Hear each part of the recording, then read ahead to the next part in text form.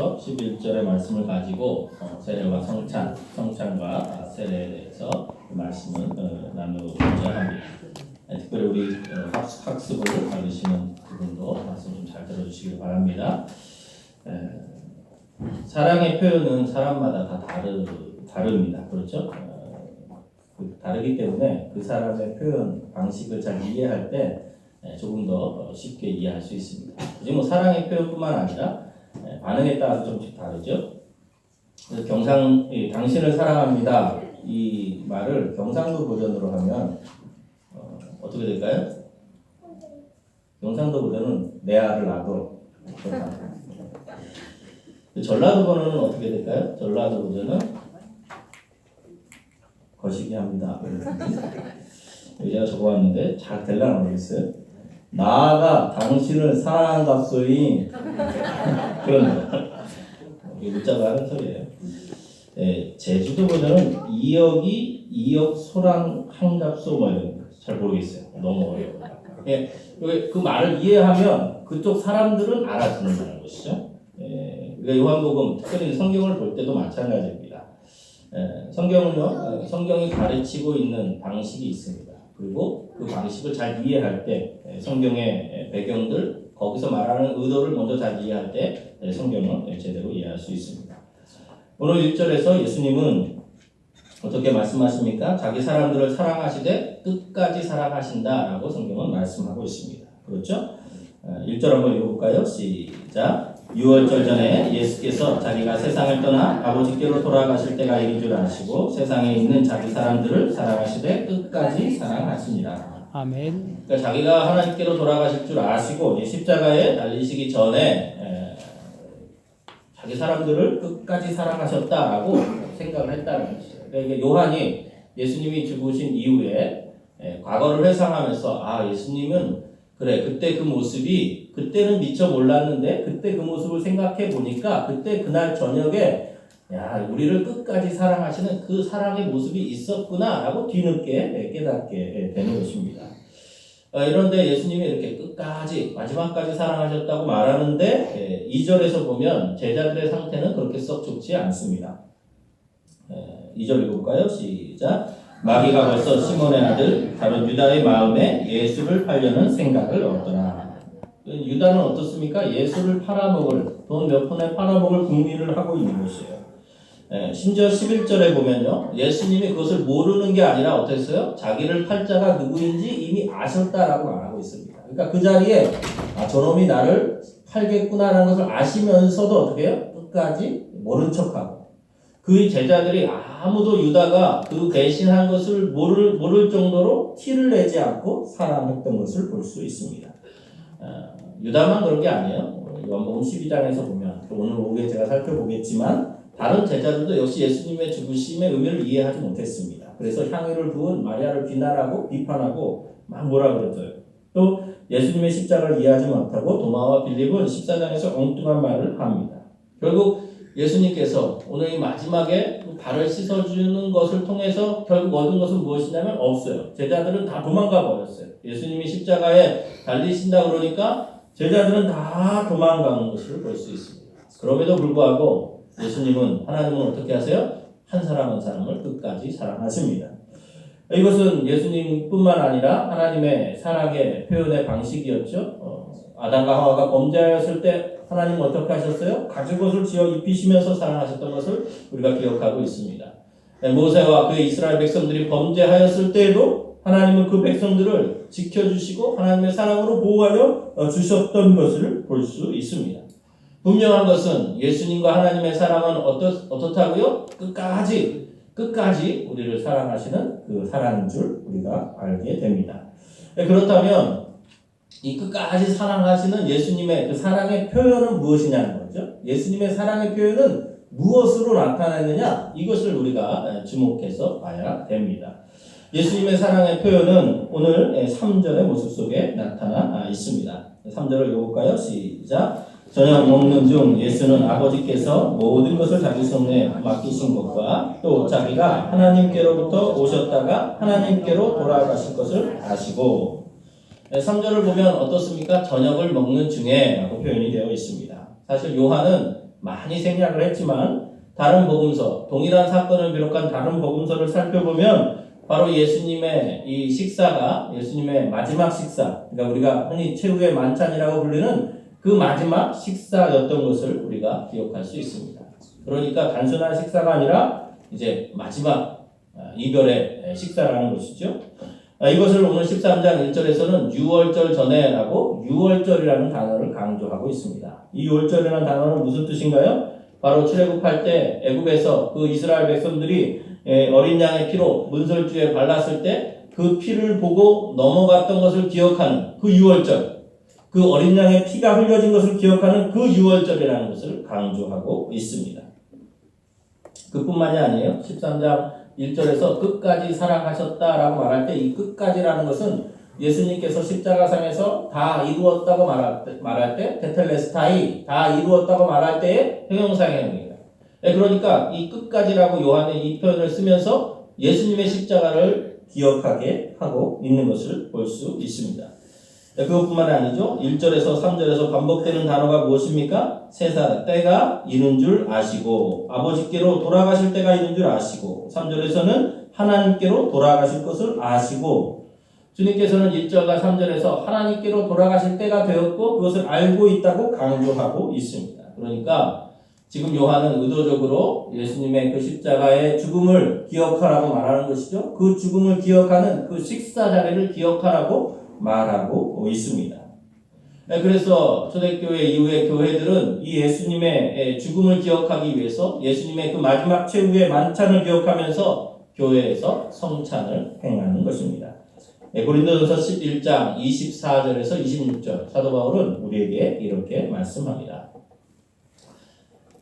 24절 읽어볼까요? 시작. 축사하시고 떼어 이르시되 이것은 너희를 위하는 내 몸이니 이것을 행하여 나를 기념하라 하시고 25절 식후에 또한 그와 같이 잔을 가지시고 이르시되 이 잔은 내 피로 세운 새 언약이니 이것을 행하여 마실 때마다 나를 기념하라 하셨으니 26절 너희가 이 떡을 먹으며 이 잔을 마실 때마다 주의 죽으심을 그가 오실 때까지 전하는 것인가. 아멘.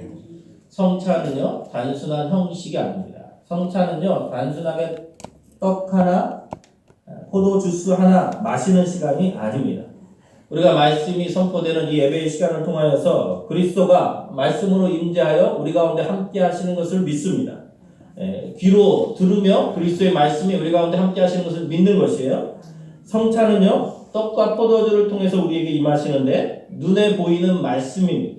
손으로 만질 수 있는 말씀으로 우리에게 임하시는 것이에요.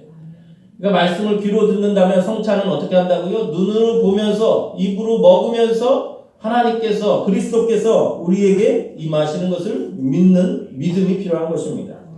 우리의 믿음은요 성찬을 통하여 이 떡과 포도주스를 통하여 그리스도께서 우리와 함께 하신다는 것을 믿는 것이에요. 성찬을 통하여서 우리는 그러므로 온 몸으로 그리스도를 만나는 것입니다. 그리스도의 살과 피에 참여하게 되는 것이고요. 그것을 통해서 그리스도와 하나가 되어지는 것입니다.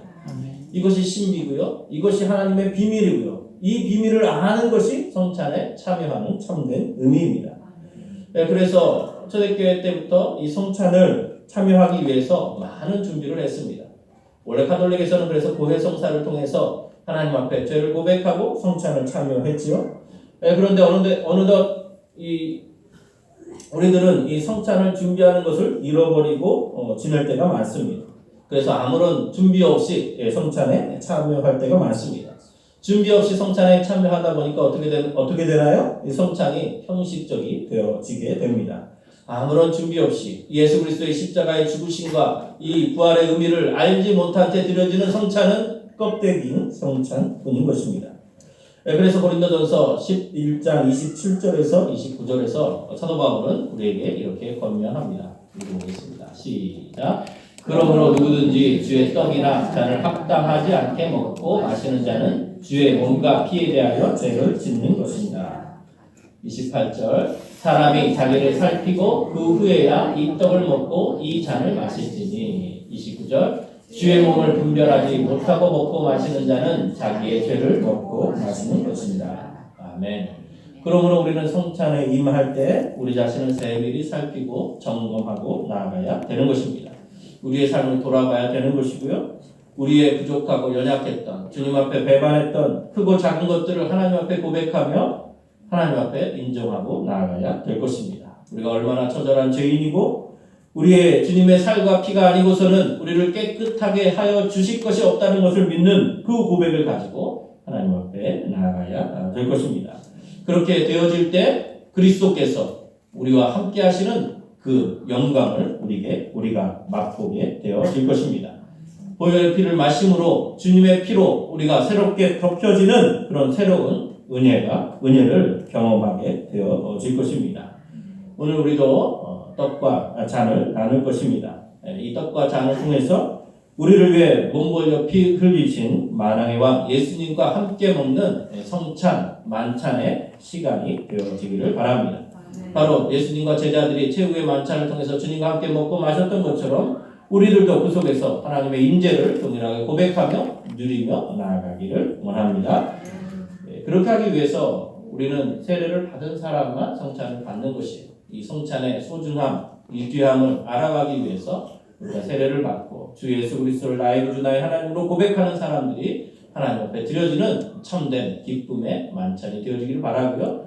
세례의 성찬에 참여하지 못하시는 분들은 이제 학습교인이 되어지고 세례교인이 되어져서 하나님 앞에 이 성찬을 받게 될 그 그리스도의 몸과 하나가 될 그 영광을 생각하시면서 기다리고 준비하는 시간이 되어지시기를 주님의 이름으로 축원드립니다. 이처럼 하나님의 사랑은 성찬을 통하여 우리에게 나타나고 그것을 영원히 기억하라고 기념하라고 되풀이되라고 말씀하셨습니다. 그리고 또 하나의 의미를 우리는 4절과 5절에서 살필 수 있습니다. 우리 5절 말씀만 한번 읽어보도록 하겠습니다. 시작. 이에 대야에 물을 떠서 제자들의 발을 씻기시고 그 두르신 수건으로 닦기를 시작하여. 오늘 이 4절과 5절 내용은 우리가 잘 알고 있습니다. 흔히 요즘은 교회뿐만 아니라 학교에서도 어떤 회사에서도 세족식이라는 의미로 많이 활용을 하고 있습니다. 때로는 군대에서도 하는 거죠. 그래서 서로 발을 씻겨주면서 내가 섬기겠습니다 이렇게 고백을 합니다. 물론 서로 섬기겠다는 그런 고백의 의미, 그것은 아주 굉장히 중요한 것이고 귀한 것입니다. 그러나 주님께서 오늘 말씀해 주시는 이 세족의 의미가 단순하게 서로 섬기라는 의미만은 아닙니다. 그 단순하게 이벤트와 섬김의 의미 외에 더 큰 의미가 있는 것이지요. 먼저 이 씻겨주심의 의미를 바로 이해할 필요가 있습니다. 특별히 유대인에게 이 깨끗하다, 씻겨주다라는 깨끗함은 위생상의 문제가 아니라 하나님과의 관계에 있어서의 씻겨줌, 깨끗함의 의미였습니다. 스가랴서 13장 1절에서 성경은 우리에게 이렇게 말씀하고 있습니다. 스가랴서 13장 1절 읽어보겠습니다. 시작. 그날에 죄와 더러움을 씻는 셈이 다윗의 조속과 예루살렘 주민을 위하여 열리리라. 주님이 이 땅 가운데 오실 때 메시아가 임하실 때 어떻다고요? 죄와 더러움을 씻는 셈이 열려서 우리의 모든 죄와 더러움을 깨끗하게 씻어주실 것이다. 스가랴가 예언한 것이에요. 그때 분명히 무엇을 보고 있습니까? 구원의 날, 죄는 더러움을 씻는다라고 유대인들은 생각하고 있는 것이죠. 로마서 1장 24절에서 보면 타락한 인간에 대해서 그들의 더러움에 내어버려 주셨다. 성경은 표현하고 있습니다. 더러움에 내어버려 줬다는 거죠. 하나님 앞을 떠난 사람을 더럽다 이렇게 표현하는 것이에요. 요한복음 2장에서 물을 포도주로 만드는 사건이 첫 번째 표적인데요. 물을 포도주로 만들 때 그 물은 어떤 물이었냐면 정결규례에 쓰는 물이었어요. 정결하게 되기 위해서 손을 닦는 그 물, 바로 그 물을 예수님께서는 포도주로 만들어 주시면서 그 하나님께서 구원의 포도주로 이 땅 가운데 오셨음을 선포하고 있는 것입니다. 자, 지금까지의 구절을 통해서 우리가 무엇을 명확하게 알 수 있습니까? 유대인들에게 더러움은 개인적인 청결, 위생의 문제가 아니라 하나님과의 관계에 있어서 깨끗함을 말하고 있다는 것이죠. 오늘 예수님께서 발을 씻겨주시는 이 사건에서도 예수님께서는 단순하게 사람을 즐겁게 해주기 위해서 이제 너희가 서로 섬기라 이런 의미에서 씻겨주시는 것뿐만 아니라 바로 이 땅에서 이제 잠시 후에 6월절 후에 예수 그리스도께서 본인이 직접 십자가에 못 박히심으로 그 피를 흘릴 때 이제 그 피를 통해서 모든 백성들이 깨끗하게 되어질 것을 고백하고 그것을 말씀하여 주시고 있는 것입니다. 십자가 위에서 인류의 모든 죄를 깨끗하게 씻어주는 그것을 기억하는 것이죠. 그리고 바로 그 십자가 위에 제자들이 서기를 바라시는 것입니다. 그런데요, 이때 베드로는요, 이것을 이해하지 못했어요. 그래서 단순하게 우리처럼 위생적인 문제라고만 생각을 한 것이죠. 그래서 어떻게 합니까? 6절에서 보면 베드로가 이르되 주여 주께서 내 발을 씻으시나이까. 아니 지금 하인이 씻는 그 행동을 왜 주님이 하십니까? 예수님의 십자가의 죽으심을 이해하지 못하고 말씀하시는 것이죠. 그때 예수님은 베드로에게 단호하게 말씀하십니다. 우리 8절 한번 읽어볼까요? 시작. 베드로가 이르되 내 발을 절대로 씻지 못하시리이다. 예수께서 대답하시되 내가 너를 씻어주지 아니하면 내가 나와 상관이 없느니라. 상관이 없다. 너와 나는 분깃이 없다. 나와 함께하지 않는다. 이렇게 말하는 거예요. 그러니까 베드로는 또 이 말을 듣고 또 바로 순종하고 약간 좀 오버해요. 그러면 내 발뿐이 아니라 손과 머리도 씻어주옵소서 이렇게 얘기하는 것을 볼 수 있습니다. 주님이 제자들의 더러운 발을 씻기셨듯이 이제 예수 그리스도의 보혈의 피가 그 십자가를 통해서 그 모든 죄악들을 깨끗하게 씻어 준다는 것을 말씀하고 있는 것입니다. 사람들은요, 이렇게 베드로처럼 자기 스스로 깨끗하게 하려고 노력을 합니다. 나름대로 자기 방식을 통해서 깨끗하게 하려고 해요. 양심이든 윤리든 도덕이든 사회사업이든 어떤 것은 자신의 힘으로 자신의 탐욕과 더러운 것을 지우려고 합니다. 그러나 그 더러운 것을 지우려고 해도 지워지지 않고 오히려 더 추해지고 누더기처럼 되는 것을 볼 수 있습니다. 인류의 죄는, 우리의 모든 죄악은 오직 예수 그리스도의 보혈의 피가 흘려져야 깨끗하게 되어지는 것을 믿습니다. 주님의 십자가의 피만이 우리를 새롭게 합니다. 주님만이 우리를 깨끗하게 하여 주실 줄 믿습니다. 여기에서 우리는 중요한 점 한 가지를 기억해야 됩니다. 참된 성도는 예수님의 죽으심의 의미, 그분의 깨끗하게 하여 주심을 그 의미를 알고 그 위에 서는 것이죠. 참된 교회는 예수님의 죽으심의 의미, 그 씻겨주심의 의미를 알고 그 위에 서야 되는 것입니다. 예수님의 씻겨주심이 우리에게 어떻게 적용이 될까요? 첫 번째는 예수 그리스도의 세례를 통해서 우리에게 고백이 되어지는 것입니다. 예수님을 주로 고백하는 그 세례를 통해서 교회와 사람 앞에 확증하는 것이죠. 내가 깨끗하게 되어졌습니다. 주님의 보혈의 피로 내가 새롭게 되어졌습니다. 이제 내가 주님의 씻겨주심 위해서 참된 하나님의 백성으로 살아가겠습니다. 라고 고백을 하는 것입니다. 오늘 우리의 고백도 이런 고백이 되어지기를 원합니다. 예수 그리스도의 그 십자가의 씻겨주심 위에 세워지는 그런 교회와 우리 성도가 되어지기를 바랍니다. 마지막으로 살펴볼 것은 이 성찬과 세례의 참된 의미를 아는 하나님의 백성들은 어떠한 모습으로 살아가느냐라는 것이죠. 그것이 바로 10절의 말씀입니다. 읽어볼까요? 시작. 예수께서 이르시되 이미 목욕한 자는 발밖에 씻을 필요가 없느니라. 온몸이 깨끗하니라 너희가 깨끗하나 다는 아니니라. 주님께서는 비유를 들어서 설명하시는 것이죠. 이미 목욕한 자는 발밖에 씻을 필요가 없다. 이미 세례를 받은 자, 주님이 완전 온전하게 깨끗하게 하여 준 자는 머리까지 다시 씻을 필요가 없고 무엇을 한다고요? 발만 씻으면 된다라는 것입니다. 성경은 교회는 이것을 회개라고 말합니다. 하나님 앞에 우리의 죄를 고백하고 발의 먼지를 털어내듯이 우리의 부족한 더러워진 부분을 털어내는 것이죠. 이것은 바로 은혜에 반응하는 사람의 태도입니다. 하나님의 그 구원의 은혜, 씻겨주심을 받은 사람은 이 씻겨주심을, 이 거룩하게 하심을 날마다 유지하기 위해서 어떻습니까? 계속 우리의 발과 손과 발을 씻으며 하나님 앞에 나아가는 것이죠. 이미 용서받았기에 우리의 죄를 고백하며 하나님 앞에 나아가는 것입니다. 우리의 먼지들을 털어버리고 나아가는 것이죠. 죄에 대하여 죽은 것을 기억하고 의에 대하여 새롭게 살아갈 것을 기억하는 것이죠. 죄에 속한 것들은 이미 십자가에서 못 박혔고 이제 새롭게 속한 우리는 하나님 안에서 새롭게 살아간다고 날마다 고백하고 나아가는 것입니다. 죄 이전에 죄에 속했던 모습들은 이미 우리가 죽은 우리의 과거의 옛 자다라고 선포하는 것이고요. 이제 그리스도 안에서 새롭게 살아나서 새롭게 사랑하는 사랑과 화평과 희락과 성령의 열매들을 맺어가는 존재가 되었음을 기억하며 그분 안으로 한 걸음 한 걸음 더 나아가는 것입니다. 그런 의미에서 주님은 서로 발을 씻으라, 서로 사랑하라, 서로 섬기라 라는 것이죠. 단순하게 섬기라는 것이 아니라 예수 그리스도의 그 십자가의 의미를 기억하고 그 속에서 섬기고 나아가라 말씀하고 있습니다. 그러므로 회개는 우리에게 참된 기쁨과 자유를 가져다 줍니다. 우리 많은 믿음의 선진들이 이 회개에 참된 기쁨을 노래했습니다. 때때로 우리는 한 주간 살면서 넘어질 수 있습니다. 그러나 우리 예수 그리스도의 십자가가 우리를 온전히 깨끗하게 하여 주셨음을 믿고 나아가시길 바랍니다. 주님의 죽으심은 우리를 단번에 우리의 모든 죄악에서 우리를 깨끗하게 하여 주셨습니다. 지금도 주님은 우리를 깨끗하게 하셨고 깨끗하게 하신다는 것을 약속하여 주시고 그것을 기억하기 위해서 성찬과 세례와 우리 매일의 회개를 통해서 하나님 앞에 전심으로 나아가기를 원하시고 계십니다.